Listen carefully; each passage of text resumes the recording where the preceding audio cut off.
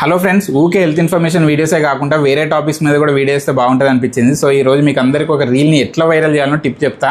కాకపోతే ఇది only పేరెంట్స్కే, especially మామ్స్కి మాత్రం హెల్ప్ అవుతుంది.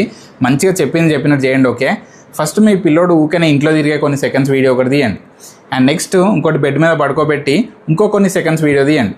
నెక్స్ట్ ఏం చేయాలంటే వంట రూమ్లోకి పోండి, పోయినాక అక్కడ పొయ్యి వెలిగించండి. అప్పుడు మన రీల్ వైరల్ కావడానికి మెయిన్ ఆయుధంని వాడాలంటే ఏంది అంటే తమలపాకు అన్నట్టు. దాంతో ఏ బజ్జినో వేసుకోమంటా అని అనుకునేరు, అట్లా కాదు. ఆ తమలపాకును తీసుకొని పెనం మీద కాలవండి. ఆ కాలిన ఆకు మీద ఇంత జెండు బాంబు వేయండి, లేకపోతే అజ్వేనని, ఆవాలని, లవంగాలని ఇట్లా ఏదో ఒకటి కాల్చి ఆకుల పొట్లం కట్టండి. ఇక ఆ పొట్లన్నీ మీ పిల్లోడు పడుకున్నప్పుడు నెత్తి మీదనో ఛాతి మీదనో పెట్టి ఇంకొక షార్ట్ వీడియో క్లిప్ తీయండి. ఇక క్లిప్స్ అన్నీ కలిపి best remedy for cough and cold అని పెట్టండి. ఇక చూడండి వీడియో ఎట్లా వైరల్ అవుతుందో. లైక్స్, షేర్సే కాకుండా కింద బెల్లం కింద ఈగలు వాలినట్టు కమెంట్స్ వస్తాయి. ఎస్ నేను ఎప్పుడు ఇట్లనే చేస్తా, ఇట్ వర్క్స్ లైక్ వావ్ అని ఇంకొందరు అయితే నేను కడుపులో ఉన్నప్పుడు ఇట్లనే చేసిన, అందుకే మా బేబీకి ఇప్పటి వరకు కూడా జలుబు రాలే అని ఇంకొందరు. ఇంకొంతమంది మేధావులు ఎట్లుంటారంటే నేను పోయిన జన్మలో కూడా ఇట్లనే చేసిన, అందుకే ఈ జన్మలో నాకు జలుబే రాలే అని ఇట్లా చాలా కథలు పడుతుంటారంట కమెంట్స్లో. ఇదంతా బాగానే ఉన్నది కానీ సార్, తమలపాకు కాకుండా ఇంకేదో ఆకు పట్టుకున్నారు ఏంది అని అనుకుంటారు కదా.